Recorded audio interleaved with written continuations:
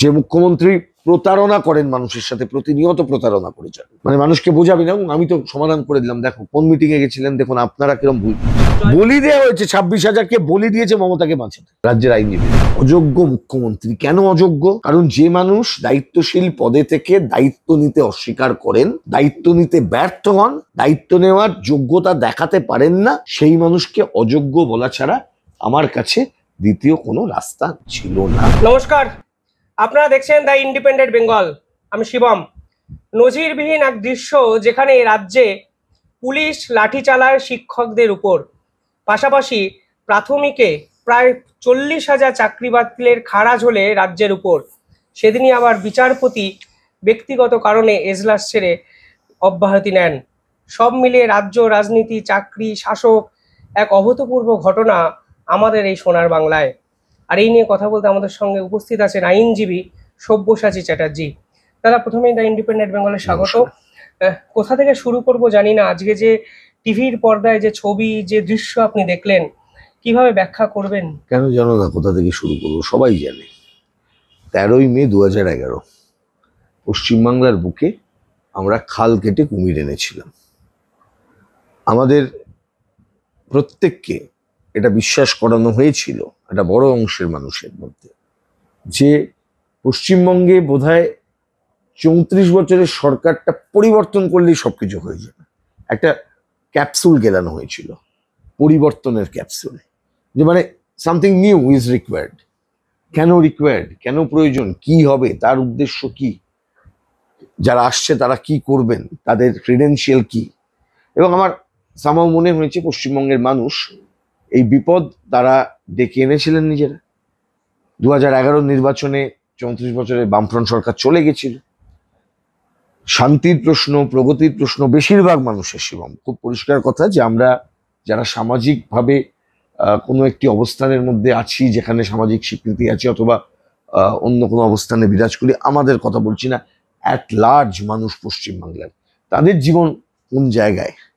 আমরা ভেবেছিলাম যে একটা সরকার তার ন্যূনতম বোধ বুদ্ধিতে কিছু কিছু কাজ তারা রাখবেন, কারণ সরকার বদলায়, আগের সরকার কিছু কাজ করে, পরের সরকার তার কিছু নীতি পরিবর্তন করতে পারে, কিন্তু মানুষের জন্য গৃহীত কোনো নীতি পরিবর্তন করা উচিত নয়, করা যায় না। যেভাবে পশ্চিমবাংলায় সেই সময় একটা আগের সরকারের আমলকে সম্পূর্ণভাবে মুছিয়ে দেওয়ার জন্য, তাদের কন্ট্রিবিউশনগুলোকে সম্পূর্ণভাবে মানুষের মস্তিষ্ক থেকে দূরে সরিয়ে দেওয়ার জন্য, দেখবেন যে ঠিক যেভাবে বিজেপি করে বিভিন্ন জায়গায় নাম বদল, আমাদের এখানেও কিন্তু সেই রকম রাজনীতি আসতে শুরু করেছিল। একটু রং বদল, নীল সাদা রং করে দাও, সুন্দর চলবে। একটু আলোর উপর আলো লাগিয়ে দাও, রাস্তা চলবে। একটু একটু একটু সস্তায় বাজিমাত করে দাও, সুন্দর চলবে। আগের মুখ্যমন্ত্রীদেরকে অত ছবি দেখা যেত না, তাদের মুখ্যমন্ত্রীর ছবি লাগিয়ে দাও, সর্বত্র লোকে দেখবে। ভাবুন তো, 11 সালের আগে পশ্চিমবাংলার কোনোদিন কোনো মুখ্যমন্ত্রীর ছবি দেখেছিলেন কোনো হোর্ডিং এ ঝুলতে? কোনো একটা জায়গায় জ্যোতি বসু, বুদ্ধদেব ভট্টাচার্য কোনো হোর্ডিং এ বিজ্ঞাপন দিয়ে, সরকারি বিজ্ঞাপনে নিজেদের ছবি লাগানোর অর্ডার দিয়েছেন? এখন তো শুনি মুখ্যমন্ত্রী নিজে বেছে দেন ছবি, এই ছবিটা যাবে, ওই ছবিটা যাবে। আর ওই জেনেসিস বলে যে কোম্পানিটা আছে, তাদের একটা টিম আছে, তাদের দায়িত্বই হচ্ছে ওনাকে এরকম ছবি দেখিয়ে দেওয়া। এখন শুনি এইভাবেই চলে। আবার সেই জেনেসিস আবার চালায় হচ্ছে ওই উজ্জ্বল বলে একটা ভদ্রলোক আছে, কি উজ্জ্বল, আর তারপরে ওই কিশোরতম রায়চৌধুরী ফৌজদারের নাম শুনেছি, এরা সব নাকি তাতে আছে, এটা আছে, সব ব্যবসায়ীরা চালায়। মুখ্যমন্ত্রীর যাবতীয়, মানে কোন বিজ্ঞাপনের মুখটা যাবে, তো এইরকম একটা পরিবর্তন আমরা এনেছিলাম এই বাংলায়। আমরা, মানে দেখুন, মানুষের রায়, মানে অ্যাজ এ হোল আমি বলছি, আমি ব্যক্তিগতভাবে কি করলাম ইজ নট ইম্পর্টেন্ট। তো সেই জায়গাটাকে পশ্চিমবাংলার বুকে সেই দিনই যে বাংলারই ভবিষ্যৎটা লেখা হয়েছিল, এটা আর কেউ বুঝতে পারুন না পারুন, আমাদের প্রয়াত মুখ্যমন্ত্রী বুদ্ধদেব ভট্টাচার্য একটি সাক্ষাৎকারে অনেকদিন পর, তিনি অসুস্থ ছিলেন, তারপর যখন তিনি প্রথম দিকে সাক্ষাৎকার দেন, তখন সাংবাদিক সুমন দেখে একটি সাক্ষাৎকারে তিনি বলেছিলেন যে প্রশ্নটা সিপিএম তৃণমূলের নয়, প্রশ্নটা কে জিতলো বা কে হারলো না, প্রশ্নটা হচ্ছে বাংলা কোথায় যাবে, 5 বছর পর কোথায় যাবে, 5 বছর পর বাংলাটা কোথায় যাবে। মানে 11 সালে যে জায়গায় বাংলায় থাকার কথা ছিল, 5 বছর পর সাধারণ নিয়মেই বাংলার এগোনোর কথা ছিল। কিন্তু আমরা কি এগোতে পেরেছি এই বাংলায়? আজকে যে কসবার যে না, ঘটনা কসবার ঘটেছে, ঘটনার এটা আগেই কি এই প্রত্যাশিত ছিল? অবশ্যই আপনাদের- প্রত্যাশিত ছিল। মমতা ব্যানার্জি সরকারের থেকে আপনি কি আশা করেন?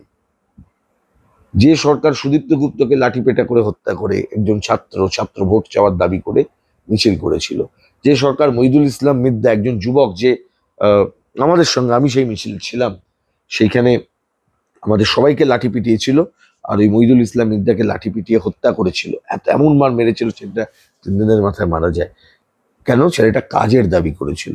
আমার এখনো মনে আছে ছেলেটার শেষ কথা যে আমি একটু বাঁচতে চাই, কিন্তু ওরা বাঁচতে দিল না।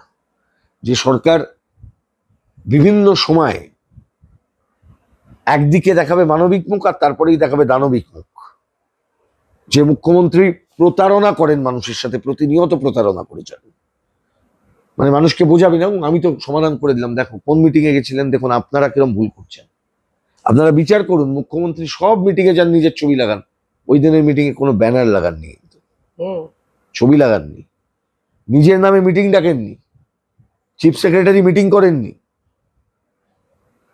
মিটিং ডেকেছে ডিপ্রাইভ টিচার্স অ্যাসোসিয়েশন। কারা সেটা? তৃণমূলের শিক্ষক সংগঠনগুলো মিলে। তারা কিছু জাল শিক্ষক ছিল, ধরাও পড়েছে বোধহয়, আপনারা দেখিয়েছেন, আইডেন্টিফাইড জাল।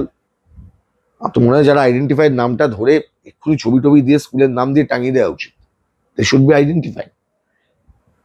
এখনো পর্যন্ত এরা জাল শিক্ষক, টাকা দিয়ে চাকরি পেয়েছে, তৃণমূলের কেডার ছিল, তৃণমূলের নেতাদের পা চেটে দিত, চাকরি পেয়েছে। তো এই পরিস্থিতি যেদিনকে চাকরি গেল, সেই দিন যখন মমতা ব্যানার্জি তারপরে সেদিনকে প্রেস কনফারেন্স, দেখুন দ্বিচারিতা দেখুন, মানে একজন মানুষ যিনি নির্বাচনের আগে থেকেই 11 সালের আগে থেকেই তার লিগাল অ্যাডভাইজারের মধ্যে কল্যাণ ব্যানার্জি ছিলেন, এই গোটা মামলায় সরকারের কল্যাণ ব্যানার্জি কোথাও দাঁড়াননি, উনি চাকরি হারাদের জন্য মামলা করেছেন। আমি জানি না কেন কল্যাণ ব্যানার্জি সহায়তা উনি নেন। এই মামলার পর ব্রিফ করছেন অ্যাডভোকেট জেনারেল বাদ, উনি রাজ্যের অ্যাডভোকেট জেনারেল, যিনি সাংবিধানিকভাবে এই রাজ্যের আইন সংক্রান্ত বিষয়ে শেষ কথা বলবেন, সেই অ্যাডভোকেট জেনারেলের অনুপস্থিতিতে একটি ল ফার্মের পার্টনারকে নিয়ে তিনি সাংবাদিক সম্মেলন করছেন। এগুলো দেখেছো কোনো জায়গায়?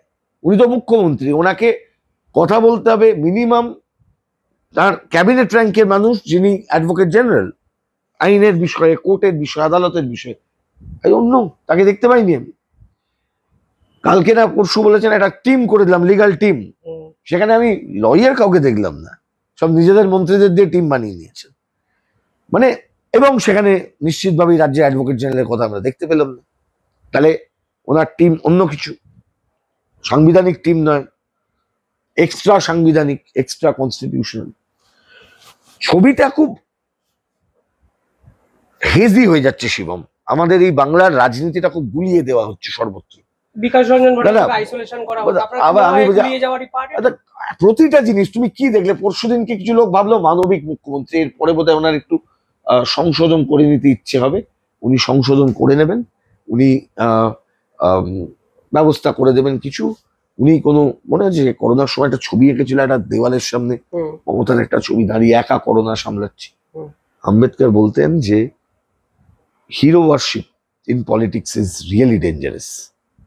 রাজনীতিতে হিরো ওয়ারশিপ করা, লিডার ওয়ারশিপ করা ডেঞ্জারাস।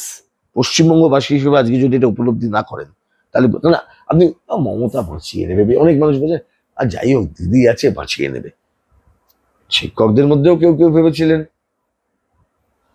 আর গতকাল যখন সুপার নিউমেরিকের মামলায় সিবিআই তদন্ত খারিজ হয়ে গেল, ঠিক তারপরের দিনই আসল রূপ দেখিয়ে দিলেন শিক্ষকের পেটে লাথি, যা মমতার আসল রূপ। আরে মমতা ব্যানার্জি কেমন ব্যক্তি, এটা কালীঘাটের ওনার পাড়ার প্রতিবেশীদের জিজ্ঞেস করেন, ওনারা বলবেন কেমন ব্যক্তি, সেটা তাদের জিজ্ঞেস করো না, ওনারা বলবেন।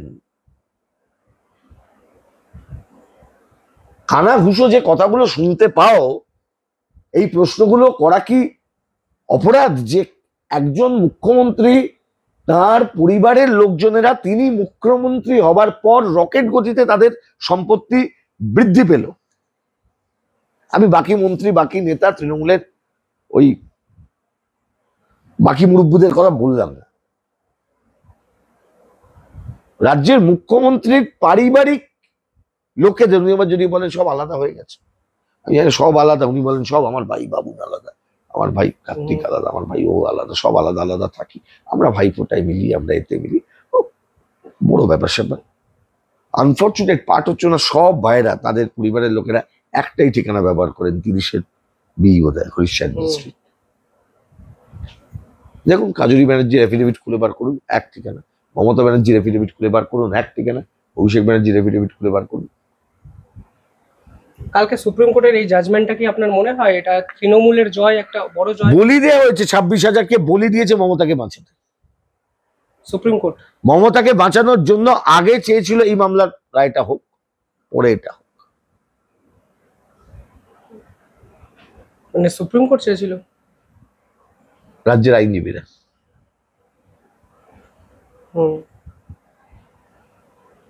জলটা মেপে নেব, স্ট্র্যাটেজি বানিয়েছে সেইভাবে। হয়ে গেছে তো, দিক না, সৎসাহস থাকলে পুরো প্যানেলটা বার করে দিক।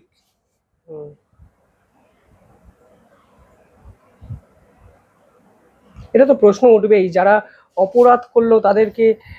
শিবম, একটা খুব ভুল হচ্ছে, শিবম একটা কথা ভুল হচ্ছে। আমি তোমার চ্যানেলে বলে বলছি, তোমার চ্যানেলের যারা দর্শক তাদের মধ্যে ইনকুইজিটিভনেস যথেষ্ট বেশি, এবং তোমার চ্যানেলে যারা বলেন তাদের মধ্যে অনেক অনেক লিগ্যাল অ্যাকিউমেন সম্পন্ন মানুষ, লিগ্যাল লুমিনারিজ, তারাও বলেন তোমার চ্যানেলে। আমি সেই জন্যই বলছি, তুমি যে কোনো ব্যক্তিকে জিজ্ঞেস করো যে অপরাধের সংজ্ঞা কি, শাস্তির সংজ্ঞা কি।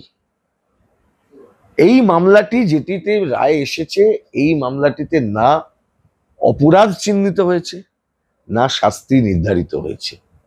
এই মামলাটি একটি প্রতিযোগিতামূলক নিয়োগের পরীক্ষা।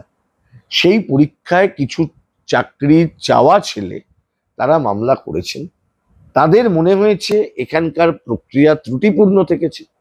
তাদের মামলা করতে গিয়ে তারা দেখেছেন এখানে র্যাঙ্ক জাম্প হয়েছে। যখন র্যাঙ্ক জাম্প হয়েছে তখন মাননীয় বিচারপতি তিনি বিভিন্ন তথ্যের মধ্যে দিয়ে যখন তালমিল খুঁজে পাননি, তিনি সিবিআই তদন্তের অর্ডার দিয়েছেন, যেখান থেকে ক্রাইমের ইনভেস্টিগেশন পার্ট শুরু হয়েছে। সিবিআই চার্জশিট দিয়েছে, সিবিআই চার্জশিট দিয়েছে তদন্ত করার উপর। দীর্ঘ সময় তারা তদন্ত করেছেন, তাতে করে কিছু লোক চিহ্নিত হয়েছে। যখন সুপ্রিম কোর্টে এই মামলাটি হয়েছে, সুপ্রিম কোর্ট বারবার এসএসসি কে বলেছেন যে কমপ্লিট প্যানেল আপনারা দিচ্ছেন না কেন, আপনারা যোগ্য অযোগ্যকে আলাদা করে দিন। দিতে পারছেন না, দিচ্ছেন না, কেন দিচ্ছেন না? কারোর প্রশ্ন আসছে না। আজকে মুখ্যমন্ত্রী এখানে বড় বড় লেকচার দিচ্ছেন, যে লেকচারের কোনো ভ্যালিডিটি নেই। ওনার ভাইপোরই মানে চুরি প্রমাণিত হলে আমাকে ফাঁসিতে চড়িয়ে দিন, উনি ওনার ভাইপো জানে চুরি প্রমাণিত হলে ভারতের কোনো আইনে সাজা ফাঁসি নয়। কিন্তু বাংলার রাজনীতি, বাংলার সমাজ কিভাবে ক্ষতিগ্রস্ত হচ্ছে শিবম, একটুখানি মানুষকে জিজ্ঞেস করো। প্রাথমিক একটা বাকি আছে এখনো রায়। আমি তোমাকে একটা কথা বলিনি, তাহলে অপরাধ বা শাস্তি কোনোটাই এখানে হয়নি চিহ্নিত। সিবিআই মামলাটির তদন্ত করছে বা তদন্ত চলছে।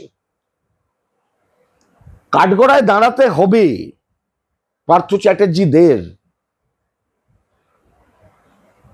কাঠগড়ায় দাঁড়াতে হবে ওই অঙ্কের মাস্টারটা যেটা ওইখানে গিয়ে চোর চোর হয়ে গেল, কল্যাণময় চোর। সুবিরেশটাকেও তো অ্যারেস্ট করেছে, সুবিরেশ বলছে জেলে আছে তো, না মালটা বেরিয়ে গেছে? না না, জেলে।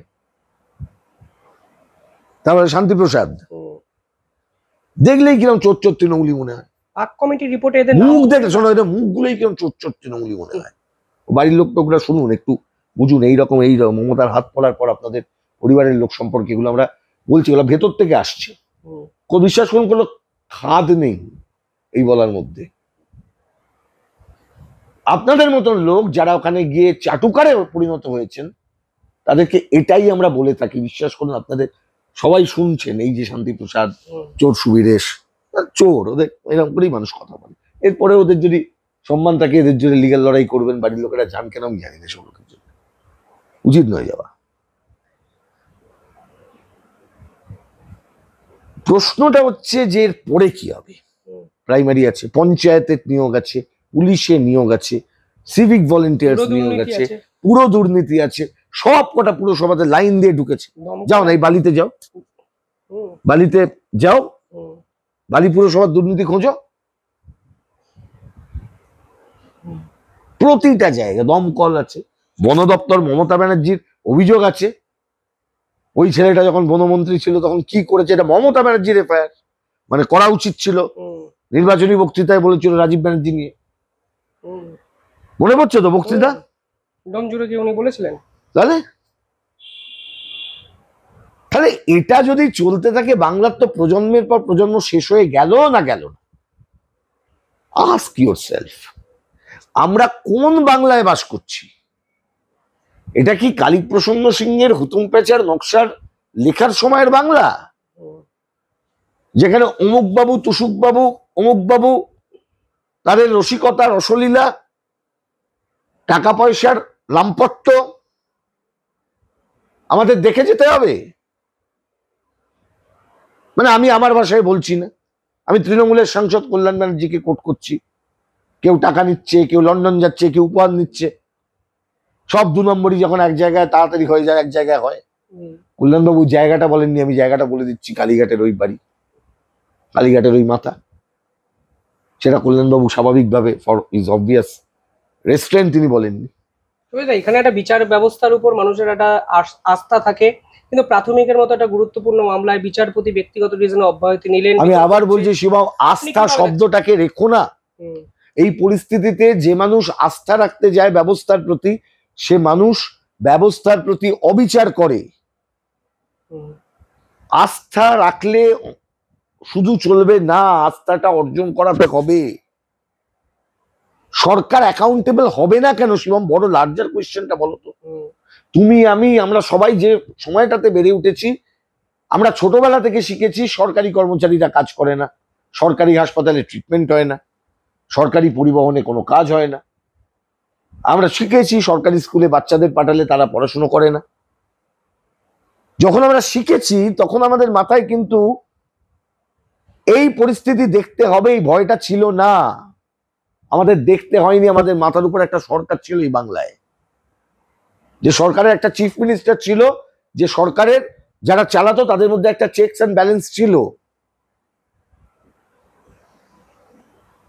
সেই সরকার এমন পার্টির লোকেরা চালাতো যারা একটা লোক চুরি করলে তাকে আইডেন্টিফাই করে কান ধরে বার করে দেবার ক্ষমতা রাখতো। তাই জন্য অনেক লোককে জানো, যাদের তুমি দেখেছো অনেক তাবর তাবর নেতা সেইখানে তৎকালীন শাসক দলের, তারা জেলে ছিলেন, গেছেন জেলে অভিযোগ হবার পর, এবং সরকার গিয়ে সরকারি খরচে তাদের বাঁচানোর চেষ্টা করেননি। বর্তমানে যে জায়গায় দাঁড়িয়ে আছে, প্রাথমিকের মামলাটা একদম তো এই মামলাটা সমান্তরাল পথে যাচ্ছে। আমি জানি যে আমি আবার বলছি যে আমি আইনের কোনো ক্ষেত্রে কোনো ভবিষ্যৎবাণী করব না। আমি যেটুকু হয়েছে আজ পর্যন্ত তার ভিত্তিতে বলছি। সেটাই আমি 11 সাল থেকে এই জন্য শুরু করলাম, খতিয়ানটা একদিনে হয়নি। আমি শুরু করলাম আমাদের সেই ছোটবেলাটা থেকে, যখন থেকে আমাদের বোঝানো হয়েছিল সরকারি ব্যবস্থাটা খারাপ, কিন্তু তখন পার্থক্যটা ছিল যারা সরকার চালাতেন তারা এটা বলতেন না, তারা সরকারি ব্যবস্থাটাকে আরো কি করে ভালো করা যায় তার জন্য চেষ্টা করতেন। কিন্তু ঠিক 11 সালের পর থেকে যারা ক্ষমতায় এলো, তাদের এজেন্ডাটাই হয়ে গেল এটা বলা সরকারি ব্যবস্থাটা অত্যন্ত খারাপ, তাদেরকে একদম রিপ্লেস করে দিতে হবে। আজকে সময় স্কুল কটা গো, আজকে 26,000 শিক্ষক ক্যান্সেল হবার পর আজকে আমরা এতগুলো কথা বলছি, কটা আলোচনা আমরা করেছি গো পশ্চিমবাংলার স্কুল ছুট ছেলে মেয়েদেরকে স্কুলে ফেরাবার জন্য। লকডাউনের পর থেকে যে বাংলার মাধ্যমিক উচ্চ মাধ্যমিক পরীক্ষায় ড্রাস্টিক্যালি ছাত্রছাত্রীদের পার্টিসিপেশনের সংখ্যা কমে গেল, এটা নিয়ে আমরা কথা বলেছি। বাংলায় কন্যাশ্রী চালু হবার পরেও কি করে কয়েকটা জেলায় বাল্য বিবাহের সংখ্যা বাড়ছে আমরা কথা বলেছি। আমরা ভোটে জেতার পরে বলেছি ও আমরা এতগুলো সংখ্যা পেয়েছি, আমরা সংখ্যায় বেশি, কথা বলবে না। একটা করে ভোট হয়েছে, বিকেলবেলা হি হা হয়েছে, এক সপ্তাহ ফিস্ট হয়েছে, তাসা বেজেছে, আর আপনি আমি প্রত্যেক দিন, আমি সাধারণ মানুষের কথা বলছি, আমরা এই গোটা ব্যবস্থা সম্পর্কে আমরা হতাশ হয়েছি। মানে অ্যাজ ইফ এই শাসক, তার কোনো দায় নেই এই ব্যবস্থাটাকে রক্ষা করার। তার জন্য আমি প্রথম দিনেই বলেছি অযোগ্য মুখ্যমন্ত্রী। কেন অযোগ্য? কারণ যে মানুষ দায়িত্বশীল পদে থেকে দায়িত্ব নিতে অস্বীকার করেন, একদিকে দেখাবে মানবিক মুখ আর তারপরেই দেখাবে দানবিক মুখ। দায়িত্ব নেওয়ার যোগ্যতা দেখাতে পারেন না, সেই মানুষকে অযোগ্য বলা ছাড়া আমার কাছে দ্বিতীয় কোনো রাস্তা ছিল না, আজও রাস্তা নেই। শেষ প্রশ্ন এখান দিয়ে, যখন শাসকের উপর ভরসা রাখা যায় না, আদালতের উপর তো ভরসা রাখতে হয়। আমি আবার বললাম, বেসিক একটা প্রশ্ন আমি জিজ্ঞাসা করতে চাই সাধারণ মানুষের পয়েন্ট অফ ভিউ দিয়ে, যে বিচারপতিদের নিজের থেকে সরে যাওয়া একটা মামলা থেকে, এটা কি ইঙ্গিতবহ নাকি? আমি আবার বলি যে আমি ইঙ্গিতবহ নয়, সেই সম্পর্কে এই মামলা সংক্রান্ত কিছু কানেক্টেড মামলা, বিচারপতি, তাদের নির্দিষ্ট নাম আপনারা খবরগুলো পাশাপাশি রাখবেন। আমার মনে হয় কোনোটা প্রভাব ফেলতে পারে, কোনোটা প্রভাব নাও ফেলতে পারে। একজন বিচারপতি যখন মামলা ব্যক্তিগত কারণ দেখিয়ে ছেড়ে দেন, সেই সম্পর্কে প্রশ্ন তোলার কোনো অধিকার আমাদের নেই। তিনি ইন্ডিপেন্ডেন্ট অ্যাপ্লিকেশন অফ মাইন্ডে মামলা ছেড়েছেন। চিফ জাস্টিস রোস্টার অ্যাসাইন করবেন, সেখানে হবে। আমি কেন প্রশ্ন তুলতে যাব? একজন বিচারপতির এই ইন্ডিপেন্ডেন্ট এক্সারসাইজ অফ পাওয়ারের জন্য তো আমরা তাকে এই কাজটা করতে দিয়েছি, মানে আমরা দিয়েছি, মানে সংবিধান দিয়েছে তাকে। তাহলে আমরা কেন সেটাকে অস্বীকার করতে যাব? আমার মনে হয় that is not relevant. But what is relevant, যে আমাদের এই আউটলুকটা। আজকে দেখো, সরকারি চাকরির জন্য জিজ্ঞেস করো কজন পরীক্ষা দেবে পরের বারে পরীক্ষা, প্রতি বছর কমবে, আগ্রহটাই কমে যাবে। একটা সময় আসবে সরকারি চাকরি প্রয়োজন হবে না। আমি আজকেই পড়ছিলাম, আমাদের দেশ তখন সবে ইংরেজরা আমাদের দেশে তাদের আইনকে নিয়ে প্রতিষ্ঠা করার চেষ্টা করছে, আমাদের এখানে কোর্ট ব্যবস্থা শুরু হচ্ছে, তখন একটি অভাবনীয় মামলা হয়েছিল, বড় মামলা। সেটাকে মহারাজা নন্দকুমার ট্রায়াল বলে আমরা জানি। এই মামলার অসংখ্য অভিযোগ মহারাজা নন্দকুমার তিনি হেস্টিংস এর এগেনস্টে নিয়ে এনেছিলেন। ওয়ান অফ দি অভিযোগ ছিল, একটা অভিযোগ ছিল নন্দকুমারের ছেলে গুরুদাস তাকে চাকরি করে দেবো, সরকারি চাকরি করে দেবো বলে উইলিয়াম হেস্টিংস তিনি কোটি টাকার কাছাকাছি ঘুষ খেয়েছিলেন। পরে হেস্টিংসের একটা ইমপিচমেন্ট প্রসেস হয়েছিল, আর হেস্টিংসের কুচক্রী ষড়যন্ত্রে নন্দকুমারের ফাঁসি হয়েছিল, যেটাকে ইন্ডিয়ার এক্সট্রা জুডিশিয়াল মার্ডার বলা হয়। প্রথম মহারাজা নন্দকুমারের ফাঁসি। আর অন্যতম অভিযোগ ছিল হেস্টিংস, নন্দকুমারের বিরুদ্ধে অভিযোগ ছিল হেস্টিংস প্রতিশোধ নিয়েছিল তৎকালীন একজন বিচারপতি এলআইজে এমপের সঙ্গে ষড়যন্ত্র করে, যিনি হেস্টিংসের বন্ধু ছিলেন। এবং অন্যতম অভিযোগ ছিল হেস্টিংস নন্দকুমারকে এই প্রমিস করেছিলেন নন্দকুমারের ছেলেকে সরকারি চাকরি দেবেন, তার জন্য উনি ঘুষ খেয়েছিলেন। এটাই হচ্ছে বাস্তব। তাই ঘুষ খুব খারাপ জিনিস যে কোনো ব্যবস্থার প্রতি। রাষ্ট্র ব্যবস্থার তো, এই রাষ্ট্র ব্যবস্থায় ঘুষ থাকবে, ক্রনি ক্যাপিটাল স্টেট, এই রাষ্ট্র ব্যবস্থাও থাকবে না, ঘুষও থাকবে না। ভবিষ্যৎটা আশার আলোর আছে। ভাবুন, ভবিষ্যৎ প্রজন্ম জবাব দেবে, প্রস্তুত হচ্ছে। রাইট, রবীন্দ্রনাথ এটাই লিখে গেছেন, শাসক আসে শাসক যায়, শুধু সাধারণ মানুষ থেকে যায়। করে যাচ্ছে। এই শাসকও হয়তো একদিন থাকবে না, থেকে যাবে সাধারণ মানুষ, যারাই লেখে ইতিহাস। অর্থাৎ বর্তমানকে অবজ্ঞা করলে ভবিষ্যৎটাকে আপনি যতই অবহেলা করতে চান, আপনি কিন্তু পালিয়েও বাঁচবেন না। এটাই হলো এই ইন্টারভিউ সারমর্ম। আপনারা কমেন্টে জানাবেন আপনারা কি ভাবছেন। অসংখ্য ধন্যবাদ দাদা, ধন্যবাদ আপনাদেরও।